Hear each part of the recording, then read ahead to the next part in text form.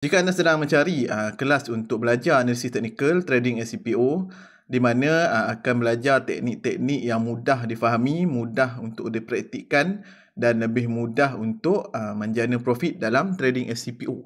Anda boleh sertai kelas analisis teknikal trading SCPO ni di mana pembelajaran dan guide yang berterusan. Konsepnya adalah belajar sampai pandai dan mampu untuk profit selalu. Okay?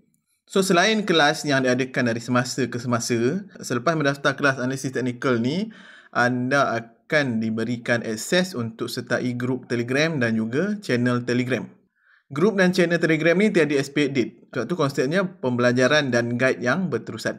Untuk grup Telegram, setiap hari semasa sesi dagangan akan ada sesi perbincangan, pembelajaran analisis teknikal untuk mencari setup terbaik dan juga entry dan exit yang terbaik. Selain itu, dari semasa ke semasa sepanjang sesi dagangan berlangsung, akan ada guide hala tuju gerakan chart semasa dan juga analisis teknikal chart secara berterusan. Untuk channel Telegram, di dalam tu ada custom indicator trading view, rakaman video-video pembelajaran dan rakaman video-video kelas analisis teknikal yang terdahulu, rangkuman guide pembelajaran analisis teknikal dan juga setup gerakan entry exit terbaik. Untuk anda melihat contoh-contoh setup gerakan terdahulu. Okay? So, untuk analisis chart dan untuk mencari entry exit terbaik, kita akan guna 10 reference candle seperti dalam image ni. So, setiap reference candle ni dia wajib valid baru ada entry. Kita akan entry hanya apabila munculnya salah satu daripada 10 reference candle ni.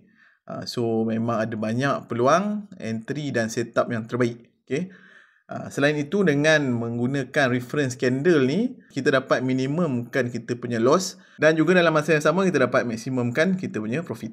So, untuk custom indicator trading view, ada beberapa custom indicator yang boleh kita gunakan sebagai alat bantuan untuk membuat analisis technical chart dan mencari setup entry hold exit yang terbaik. Dan untuk kita punya kelas, kita punya target memandangkan ada 3 sesi.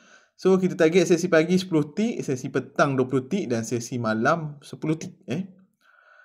So, total dalam 40 tick juga sehari kan. Ataupun RM 1,000 profit. Okay? Kalau dapat lebih tu rezeki. Yang penting kita capai dulu kita punya target untuk setiap sesi. Dan kalau tak sempat trade sesi pagi atau malam, sempat trade sesi petang je, at least dah ada 20 tick di situ kita punya target. Jika berminat untuk sertai kelas analisis teknikal ni, boleh klik link di bahagian description atau boleh komen di ruangan komen. Okay?